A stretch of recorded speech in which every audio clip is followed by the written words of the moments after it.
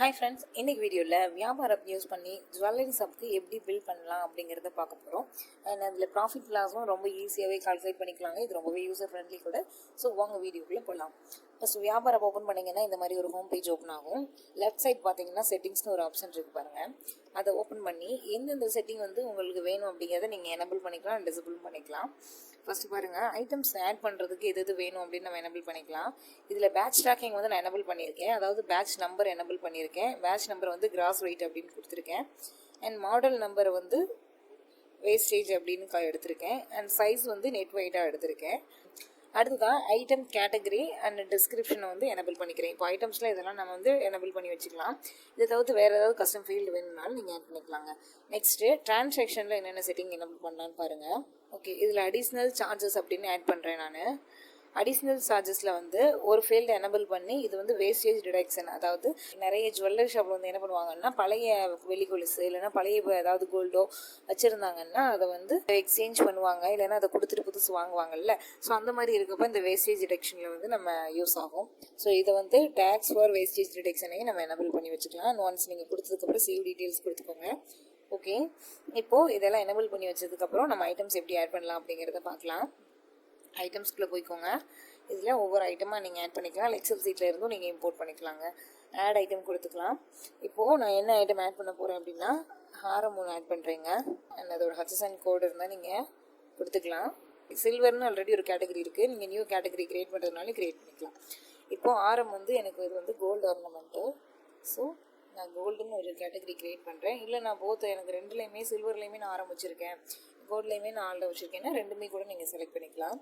And இதை பற்றின description ஏதாவது நம்ம கொடுத்துக்கலாம். இப்போ இது வந்து 24 கேரட்டு இல்லைன்னா 22 கேரட்டு அந்த மாதிரி டெஸ்கிரிப்ஷன் வந்து நம்ம இதில் ஆட் பண்ணிக்கலாங்க. அண்ட் அதோட இமேஜஸ் நீங்கள் ஆட் பண்ணுறீங்கனால ஆட் பண்ணிக்கலாம். ஐட்டம் கோடு வந்து அசைன் பண்ணிக்கலாம். இது ஐட்டம் கோடுங்கிறது வந்து டேக், ஒவ்வொரு ஜுவல்லுக்கும் நம்ம வந்து ஒரு டேக் போட்டு வச்சுருக்கோம். ஸோ அந்த டேக் கோடாகவுமே நம்ம கொடுத்துக்கலாம் இந்த இடத்துல. அண்ட் இது எல்லாமே கிராம்ஸில் வர்றதுனால நான் வந்து பேஸ் யூனிட் வந்து கிராம்ஸ் அப்படின்னு செலக்ட் பண்ணியிருக்கேன். சேவ் கொடுத்துடலாம். ஓகே, ப்ரைஸிங்க இப்போது நீங்கள் 1 கிராம் வந்து எவ்வளோன்னு பர்ச்சேஸ் பண்ணீங்க அப்படிங்கிற ப்ரைஸை வந்து இங்கே கொடுத்துக்கலாம். இப்போ நான் பர்ச்சேஸ் பண்ணுறப்போ 1 கிராம் கோல்டுக்கு வந்து நான் 6500 அப்படின்னு சொல்லி பர்ச்சேஸ் பண்ணேன் அந்த ரேட்டுக்கு. ஸோ அதை கொடுத்துருக்கேன் நான். சேல் ப்ரைஸ் வந்து கொடுக்க வேணாம், ஏன்னா எல்லா ஆர்னமெண்ட்ஸுமே ஒரே வெயிட்டில் இருக்காது. ஸோ ஒவ்வொரு வெயிட்டுக்கு தகுந்த மாதிரி ப்ரைஸ் சேஞ்ச் வேரி ஆகிறதுனால நம்ம சேல் ப்ரைஸ் வந்து கொடுக்க வேண்டாம். ஸோ எவ்வளோ ஸ்டாக் அவைலபிளாக இருக்குது, இங்கே 20 ஆரம்ஸ் இருக்குதுன்னு வச்சுடுறேன்.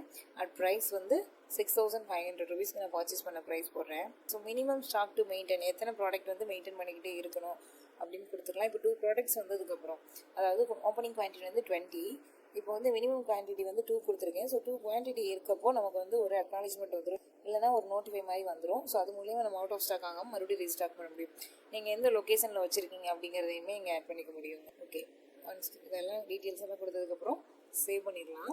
ஓகே, இங்கே பாருங்கள், நியூ ஐட்டம் சேவ்டு சக்ஸஸ்ஃபுல்லின்னு ஒன்று சரி ஒரு அக்னாலஜ்மெண்ட் வந்துருச்சு. ஓகே, இந்த ப்ராடக்ட்ஸ் எல்லாம் இப்போது நம்மக்கிட்டே இருக்குங்க. இது மட்டும் இல்லாமல் மேக்கிங் சார்ஜஸ் போடுறதுக்காக பில்லில் ஆட் பண்ணணும் அப்படிங்கிறதுக்காக ஒரு ஐட்டம் வந்து க்ரியேட் பண்ணி வச்சுருக்கேன் நான்.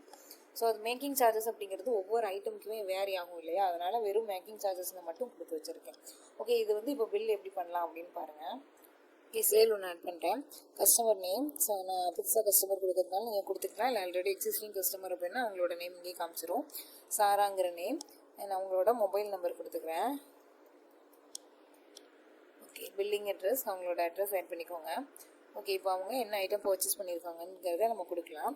கோல்டு ரிங்கு, இப்போ பாருங்கள், அது டிஸ்கிரிப்ஷன் வந்து 24 கேரட்டு. ஆனால் அதோட கிராஸ் வெயிட் எவ்வளோ அப்படின்னு கேட்டிருக்கு.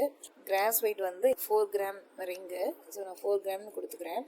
அதில் வேஸ்டேஜ் வந்து எவ்வளோன்னு பார்த்தோம் அப்படின்னா, இப்போ அதில் நான் 1 கிராம் கொடுக்குறேன். சும்மா ஒரு எக்ஸாம்பிளுக்காக தான் கொடுக்குறேன். நெட் வெயிட் வந்து 3 கிராம்னு கொடுத்துக்கிறேன். இப்போ குவான்டிட்டின்னு பார்த்தோம்னா அது எத்தனை கிராமோ நீங்கள் அதை கொடுக்கணும். இது வந்து 4 கிராம் இல்லை டோட்டலாக, ஸோ நான் 4 கிராம்னு கொடுத்துருக்கேன். அண்ட் 1 கிராமுக்கு இன்றைக்கி டேட்டுக்கு என்ன ரேட்டோ அந்த ரேட்டை வந்து இங்கே கொடுக்கணும். இப்போ 1 கிராம் வந்து நான் 8200 அப்படின்னு கொடுக்குறேன். ஓகே, இப்போ பாருங்கள், 1 கிராம் வந்து 8200ன்னு கொடுத்துட்டோம் அப்படின்னா அது டோட்டலாக 4 கிராமுக்கு எவ்வளோ அப்படிங்கிற ரேட் வந்து இங்கே வந்து டிஸ்பிளே ஆயிடுச்சு. ஓகே, இப்போ நீங்கள் வந்து இதை வேஸ்டேஜ் டிடெக்ஷன் இங்கே ஒரு ஃபீல்டு இருக்குது பார்த்தீங்களா, அதாவது அவங்க பழசு ஏதாவது கொடுத்துருக்காங்க அப்படின்னா அதில் எவ்வளோ வேஸ்டேஜ் வந்து நீங்கள் டிடெக்ட் பண்ணுறீங்க அப்படிங்கிறத இங்கே ஆட் பண்ணிக்கலாம். இது வந்து ஜிஎஸ்டியும் எவ்வளோ டேக்ஸ் அப்படிங்கிறதையும் நீங்கள் இங்கே ஆட் பண்ணிக்கலாம். இப்போ ரெகுலர் கஸ்டமராக இருக்காங்க, இல்லைனா நீங்கள் அவங்களுக்கு லாயல்ட்டி பாயிண்ட்ஸ் ஆட் பண்ணணும் அப்படின்னாலும் நீங்கள் அதை எனபிள் பண்ணிக்கலாங்க.